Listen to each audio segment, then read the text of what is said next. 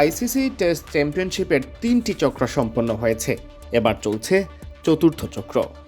এবারের আসরে বাংলাদেশের পারফরমেন্স অবিশ্বাস্য রকমের ভালো। নিচের দিকে থেকে গত 3 চক্র শেষ করা টাইগারদের সামনে এবার উকি দিচ্ছে ফাইনালের স্বপ্ন।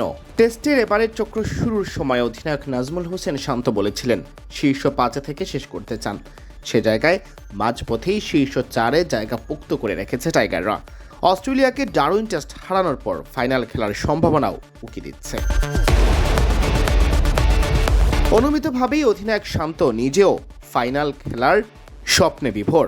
তবে তিনি নিজের অধিনায়কত্বের দর্শন মেনেই একটি একটি করে ম্যাচ ধরে এগোতে চান। আপনি যদি পয়েন্ট টেবিল দেখেন, অবশ্যই আমাদের অপরচুনিটিস আছে, বাট আমি ক্যাপ্টেন হয়ে একটা কথা বলি সবসময় ড্রেসিং রুমে, যে খুব বেশি দূরে চিন্তা না করি আমরা কিভাবে এই সিরিজটা ভালো খেলতে পারি বা এই টেস্ট ম্যাচটা ভালো খেলতে পারি, এটা ইম্পর্টেন্ট। ডারউইনে অস্ট্রেলিয়াকে নিয়ে টাইগাররা রীতিমতো ছেলে খেলা করলেও শান্ত মানছেন এখনও টেস্টে বড় দলের কাতারে যেতে পারেনি বাংলাদেশ। অন্তত অভিজ্ঞতার দিক দিয়ে পিছিয়ে তো রয়েছেই।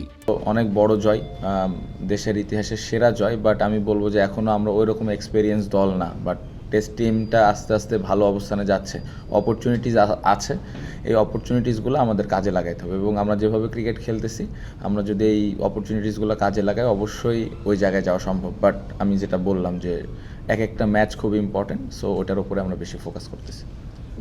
টেস্ট চ্যাম্পিয়নশিপে বাংলাদেশের ম্যাচ বাকি আছে আরও 7টি। এর মধ্যে 5টি ম্যাচ জিতলে ফাইনালে যাওয়ার সম্ভাবনা তৈরি হবে। তবে কাজটি মোটেও সহজ নয়। অস্ট্রেলিয়া সফরের পর রয়েছে দক্ষিণ আফ্রিকা সফর। ইংল্যান্ড ও ওয়েস্ট ইন্ডিজের মতো দলের বিপক্ষেও খেলতে হবে, যদিও এই দুটি হোম সিরিজ। বিশ্বের 1 নম্বর দল অস্ট্রেলিয়া বাংলাদেশের কাছে হেরে বিরাট ধাক্কা খেয়েছে। এখনও অবশ্য টেস্ট চ্যাম্পিয়নশিপের পয়েন্ট টেবিলের শীর্ষেই আছে তারা। তবে শীর্ষ 3-এ থাকা বাকি 2 দলের সাথে খুব বেশি তফাৎ নেই। 9 ম্যাচে 77.78% পয়েন্ট আছে অজিদের। 7 জয়ের বিপরীতে এবারের চক্রে মাত্র দ্বিতীয় পরাজয় দেখল সাবেক বিশ্ব চ্যাম্পিয়নরা। এদিকে বর্তমান চ্যাম্পিয়ন দক্ষিণ আফ্রিকা 4 ম্যাচ খেলে 3 জয় ও 1 হার নিয়ে 75% পয়েন্টের মালিক। সাবেক বিশ্ব চ্যাম্পিয়ন নিউজিল্যান্ড 6 ম্যাচে জিতেছে 4টি, হেরেছে 1টি।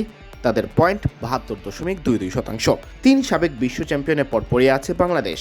টাইগারদের পয়েন্ট 66.67%। এখন পর্যন্ত 5 ম্যাচ খেলে 3টি ম্যাচ জিতেছে শান্তর দল, হেরেছে 1টি আর ড্র হয়েছে 1টি ম্যাচ।